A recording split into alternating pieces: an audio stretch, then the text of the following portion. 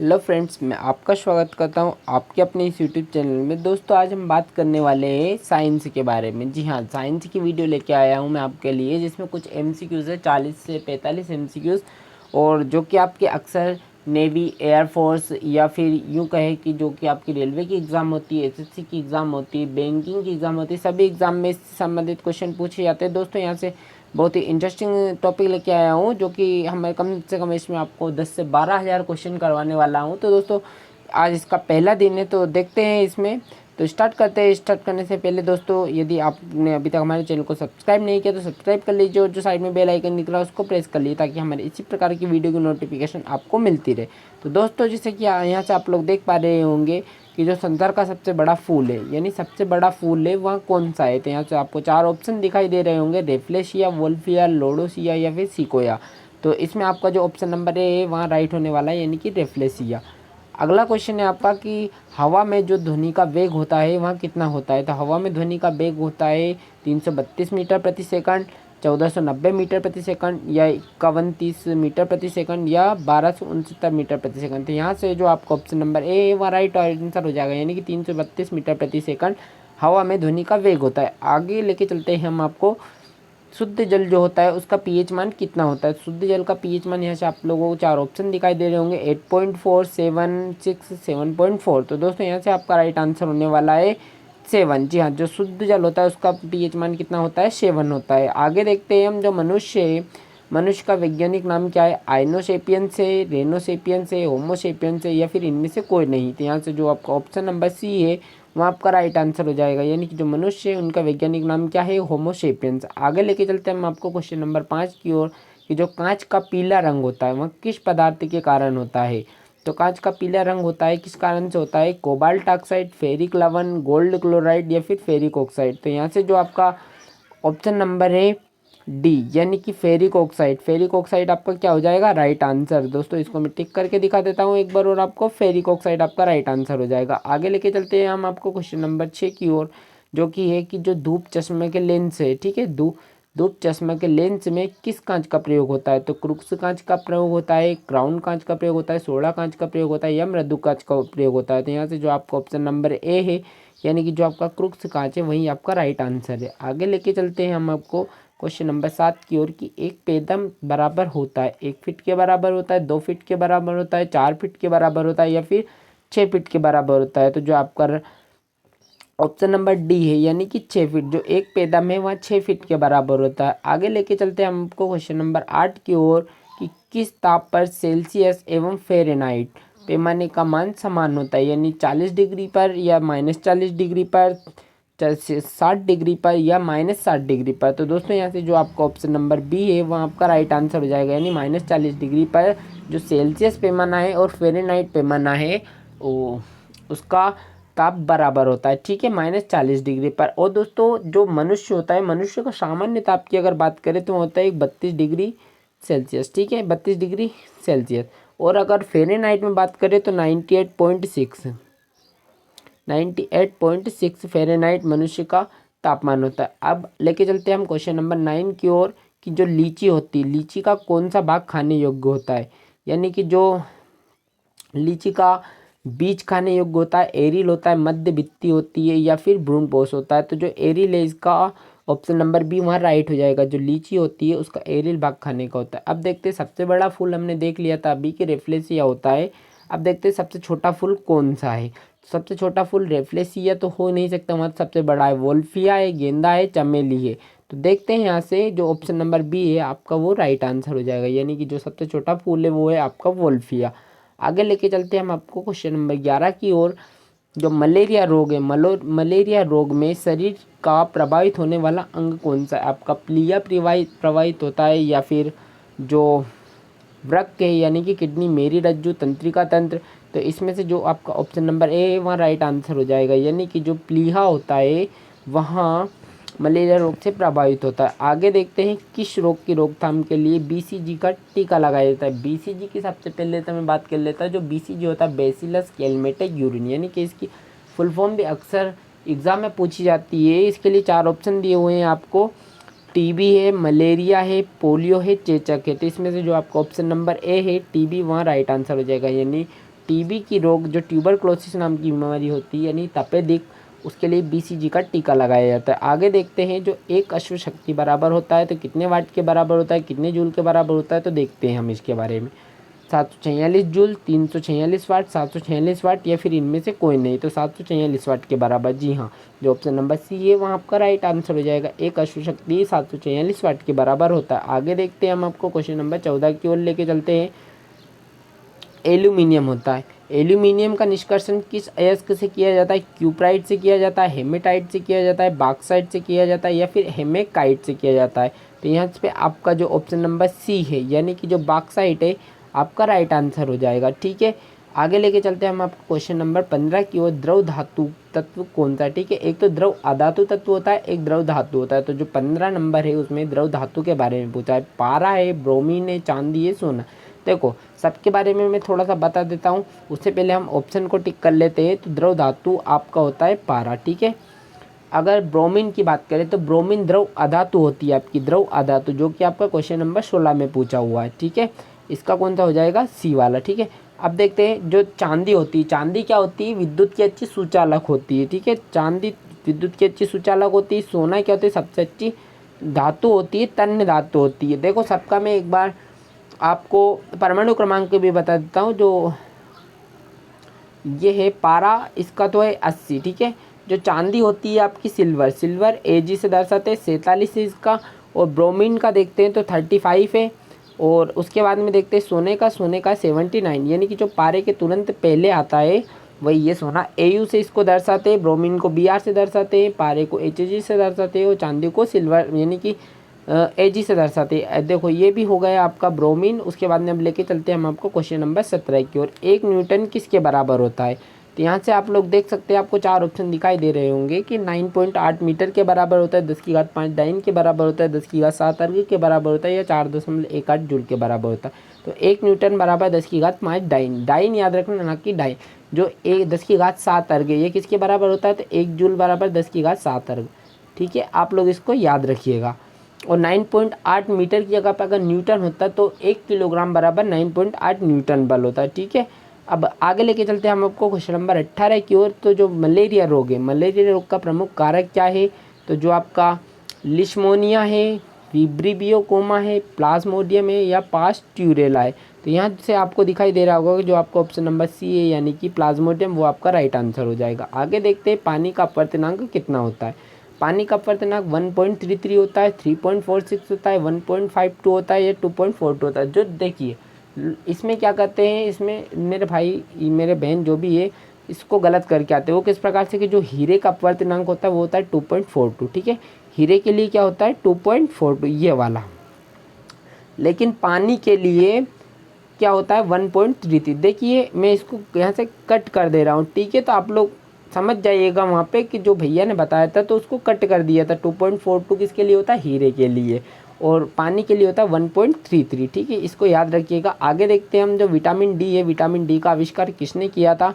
तो देखते हैं फंक ने किया था, होलकट ने किया था, मैकुलन ने किया था या हॉपकिंस ने किया था? तो दोस्तों हॉपकिंस। ठीक है, इस प्रकार से जो विटामिन डी का आविष्कार किया था हॉपकिंस ने, और विटामिन सी का आविष्कार किया था होलकट ने। फंक ने की थी विटामिन की खोज कब की थी? 1911 में। और अगर मैकुलन की बात करें तो मैकुलन ने विटामिन ए और विटामिन बी की खोज की है। ठीक है, तो यहाँ सब चीज़ें आपको याद रहेगी मुझे उम्मीद है। आगे देखते हैं क्वेश्चन नंबर 21। तो जो हल्दी होती है, हल्दी में जो पीला रंग होता है वो किस कारण से होता है? जो कैप्सेंथीन, जो कैप्सेंथीन नाम का मतलब एक पदार्थ पाया जाता है, या फिर कुरकुमिन, ट्राइटार्पिन या कैप्सेसिन? तो जो आपका 21 नंबर है, 21 नंबर का आपका जो कुरकुपिन है यानी बी वाला, बी वाला वो क्या है? आपका राइट आंसर हो जाएगा। आगे देखते हैं गैसों में गैसों का उदाहरण क्या है? गैसों में गैस का उदाहरण सोडा वाटर, वायु, समुद्री जल या मिश्र धातु? तो यहाँ से आप लोगों को दिखाई दे रहा होगा कि जो वायु है वहाँ गैसों में गैस का उदाहरण है। अगला है आपका 23 नंबर, यांत्रिक ऊर्जा को विद्युत ऊर्जा में कौन बदलता है? तो यांत्रिक ऊर्जा को विद्युत ऊर्जा में, देखो जो लाउड स्पीकर होता है वो क्या करता है? यांत्रिक ऊर्जा को ध्वनि ऊर्जा में बदलता है। माइक्रोफोन क्या करता है कि माइक्रोफोन भी यही करता है कि यांत्रिक ऊर्जा को विद्युत ऊर्जा ध्वनि ऊर्जा में बदलता है। और जो डायनेमो होता है वहाँ यांत्रिक ऊर्जा को विद्युत ऊर्जा में बदलता है। ठीक है, तो मतलब यही क्या हो जाएगा आपका राइट आंसर डायनेमो। और सितार होता है तो देखो सितार तो बजाते वैसे भी, ठीक है। यहाँ भी मतलब ऐसे देख सकते हो आप, यांत्रिक ऊर्जा को ध्वनि ऊर्जा में परिवर्तित करता है। और आगे देखो एक चीज़ और, जो यांत्रिक ऊर्जा को विद्युत ऊर्जा में डायनेमो बदलता है, और जो विद्युत मोटर होती है वह विद्युत ऊर्जा को यांत्रिक ऊर्जा में बदलती है, ठीक है। कौन? विद्युत मोटर। आप इसको याद रखिएगा, ठीक है। यहाँ भी पूछ लिया जाता है विद्युत मोटर। आगे देखते हैं हम सेरीकल्चर, ठीक है। देखो जो सेरीकल्चर है वह किससे संबंधित है? आपका मत्स्य उत्पादन से संबंधित है, शहद उत्पादन से संबंधित है, रेशम उत्पादन से संबंधित है, या जैतून की कृषि से संबंधित है। तो सेरीकल्चर जो है आपका रेशम उत्पादन से संबंधित है, ठीक है। 24 का हो जाएगा आपका सी नंबर।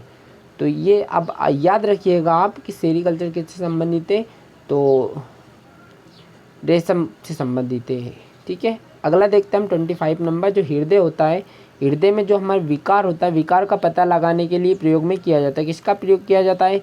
पेसमेकर। देखो हृदय को तो खुद ही पेसमेकर कहा जाता है, तो यहाँ तो हो नहीं सकता। सीटी स्कैन, सीटी स्कैन मतलब एक हमारी जांच होती है, ठीक है, तो वो भी नहीं हो सकता। ईईजी भी नहीं हो सकता। कौन सा होगा? ऑप्शन नंबर डी, ठीक है।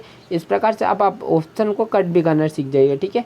तो यहाँ से आपका ऑप्शन नंबर डी राइट हो जाएगा, यानी कि हृदय में जो विकार होता है उसका पता लगाने के लिए प्रयोग में किया जाता है ईसीजी का।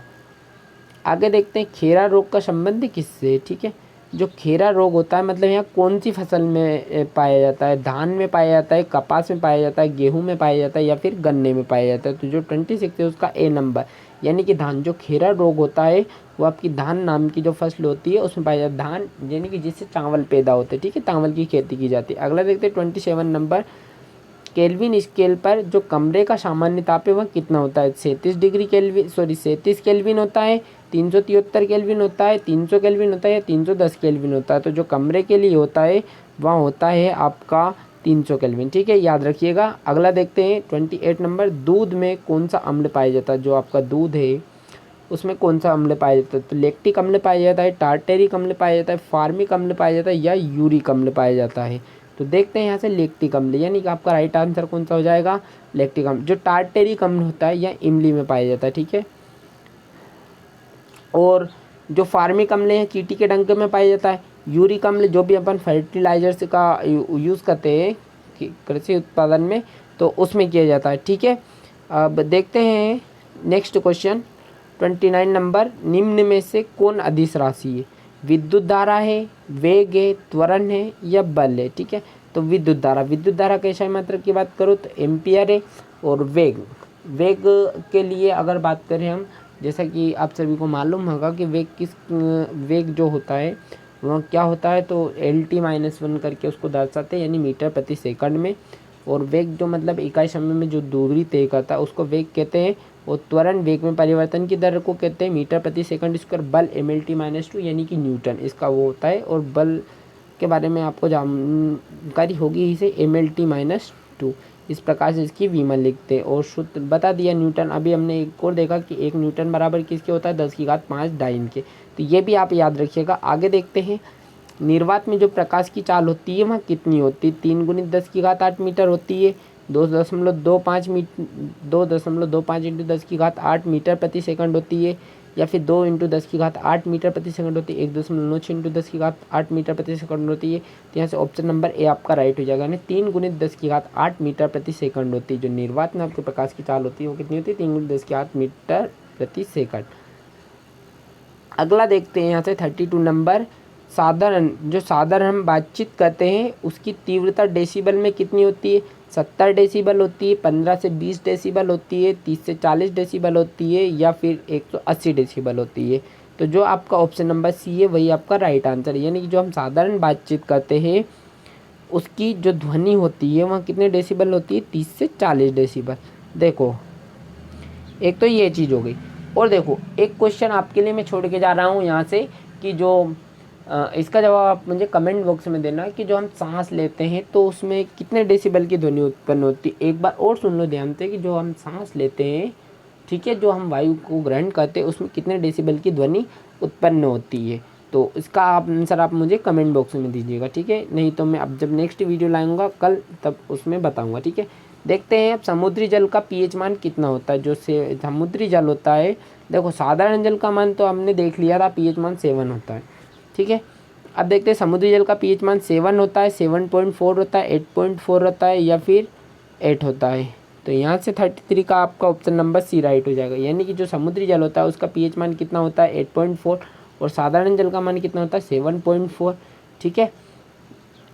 आगे देखते हैं जो पोलियो रोग है और जल का सूत्र होता है H2, ठीक है।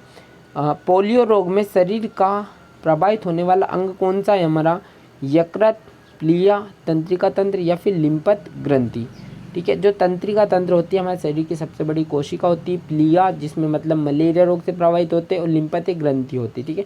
तो पोलियो रोग में तंत्रिका तंत्र प्रभावित होता है, याद रखिएगा। यकृत हमारा लीवर होता है। आगे देखते हैं गेहूं में, जो गेहूं होता है उसमें खाने योग्य भाग कौन सा है, भ्रूणपोष, बीजपत्र, बीज, एरिल। अब इसमें क्या कहते हैं मेरे बहुत सारे भाई कि बीज को राइट आंसर लगाना जाए, ठीक है। तो आपको बीज नहीं लगाना है, इसको मैं इसे कट कर देता हूँ तो आपको याद रहेगा। इसमें जो भ्रूणपोष होता है वहाँ उसका खाने योग्य भाग होता है, ठीक है। गेहूं का कौन सा भाग खाने योग्य होता है, तो भ्रूणपोष, ऑप्शन नंबर ए, याद रखिएगा। आगे देखते हैं 36 नंबर, किस अम्ल का उपयोग सीसा संचायक बैटरी में किया जाता है। जो सीसा संचायक बैटरी होती है उसमें किस अम्ल का प्रयोग किया जाता है, सल्फ्यूरिक अम्ल का, हाइड्रोक्लोरिक अम्ल का, नाइट्रिक अम्ल का या फिर एसिटिक अम्ल का। तो इसमें सल्फ्यूरिक अम्ल का। देखो सभी के एक बार मैं सूत्र भी लिख देता हूँ। जो सल्फ्यूरिक अम्ल होता है उसका होता है H2SO4, ठीक है। और जो हाइड्रोक्लोरिक अम्ल के लिए होता है आपका HCl, नाइट्रिक अम्ल के लिए होता है आपका HNO3, याद रखिएगा ये सब। और जो एसिटिक अम्ल होता है उसके लिए होता है आपका CH3COOH, ठीक है। ये अच्छे से लिख दे, CH3COOH। ये चारों के आप याद रखिएगा, ये भी पूछे जाते हैं एग्जाम में। आगे देखते हैं जो आपका पारा है, ठीक है। पारे के बारे में देख लेते हैं थोड़ा सा। पारे का जो निम्नतम हिमांक है वह कितना होता है। तो देखो एक चीज़ तो आप ये याद रखिएगा, हिमांक और क्वथनांक क्या चीज़ होती है, ठीक है। हिमांक पर मतलब वहाँ होता है वहाँ ताप जिस पर मतलब कोई वस्तु जमना प्रारंभ हो जाती है, और क्वथनांक वहाँ होता है जिस पर कोई द्रव मतलब उबलना प्रारंभ कर देता है। तो जो पारा है वो मतलब कितने डिग्री सेल्सियस पर जमता है, तो देखते हैं -4 degree Celsius, 0 degree Celsius, -39 degree Celsius या -69 डिग्री सेल्सियस। तो यहाँ से 39 डिग्री जो है माइनस का, वहाँ आपका राइट आंसर हो जाएगा। अगला देखते हैं आपका जो केल्विन पैमाने के किस बिंदु पर जल उबलता है, 737 केल्विन पर, 373 केल्विन पर, 210 केल्विन पर या फिर 100 केल्विन पर। तो यहाँ से आपका राइट आंसर होने वाला है जो केल्विन है वहाँ आपका उबलता है 373 केल्विन पर, ठीक है। आप इसको अच्छे से याद रखिए, केल्विन पैमाने पर किस बिंदु पर मतलब जल उबलता है, तो 373 केल्विन। और वैसे अगर सेल्सियस में बात करते हैं हम तो 100 डिग्री सेल्सियस पर उबलता है, यानी जल का क्वथनांक कितना है 100 डिग्री सेल्सियस, याद रखिएगा। अगला देखते हैं हम जल का क्वथनांक डिग्री सेंटीग्रेड में कितना होता है। जो हमारा जल होता है अभी बताया था मैंने क्वथनांक, या फिर जो उबलता है वह कितने डिग्री पर उबलता है, तो 100 डिग्री सेल्सियस पर, अभी बता दिया है। अगला देखते हैं हम निम्नलिखित में से किस रंग की सर्वाधिक तरंग दैर्घ्य होती है। देखो अगर तरंग दैर्घ्य की बात करते हैं हम तो लाल रंग का सबसे अधिक होता है, और सबसे कम किसका होता है, बैंगनी रंग का होता है। अगर बात करते हैं हम अपवर्तनांक की, तो अपवर्तनांक सबसे अधिक किसका होता है, बैंगनी का होता है, और सबसे कम किसका होता है, तो लाल का होता है, ठीक है। बैंगनी रंग का सबसे अधिक अपवर्तनांक और सबसे अधिक तरंग दैर्घ्य लाल रंग का, याद रखिएगा इस चीज़ को, ये अक्सर एग्जाम में पूछे जाते हैं। और ये 7 रंगों वाला ही सिस्टम है जो आपके इंद्रधनुष में पाए जाते हैं, बेजानी हापा नाला करके इसकी ट्रिक होती है, ठीक है। आगे देखते हैं हम जो सूर्य के प्रकाश है, सूर्य के प्रकाश में किस रंग का प्रकीर्णन सबसे अधिक होता है, ठीक है। तो यहाँ से आप लोग देख पा रहे होंगे 4 ऑप्शन आपको दिखाई दे रहे होंगे, लाल, हरा, नीला और बैंगनी। तो यहाँ से जो आपका ऑप्शन नंबर डी है यानी कि बैंगनी, वहाँ आपका राइट आंसर हो जाएगा, बैंगनी वाला, ठीक है। इधर आप लोग देख सकते हैं ऑप्शन नंबर डी है सूर्य के प्रकाश में, वहाँ आपका क्या हो जाएगा, राइट आंसर हो जाएगा। सूर्य के प्रकाश में किस रंग का प्रकीर्णन सबसे अधिक होता है, तो बैंगनी का। अब दोस्तों इसी प्रकार से आपकी मतलब साइंस की जो है एक सीरीज स्टार्ट हो चुकी है, क्योंकि आपकी एग्ज़ाम अभी आने ही वाली है थोड़े ही दिनों में, तो उसको देखते हुए मैंने इस साइंस की सीरीज़ को स्टार्ट किया है। यहाँ से आपको मैं कम से कम 10 से 12 हज़ार क्वेश्चन करवाऊँगा, और मुझे उम्मीद है मतलब कि इससे बाहर आपका एक भी क्वेश्चन नहीं जाएगा। तो दोस्तों अगर आपको यह वीडियो अच्छी लगी हो तो इसे लाइक कीजिए और ज़्यादा से ज़्यादा अपने दोस्तों में शेयर कीजिए, ताकि वो लोग भी आपके साथ साथ इस चीज़ का फ़ायदा उठा सके। तो थैंक यू दोस्तों। जय हिंद, जय भारत। मिलते हैं फिर इसी प्रकार की नेक्स्ट वीडियो में।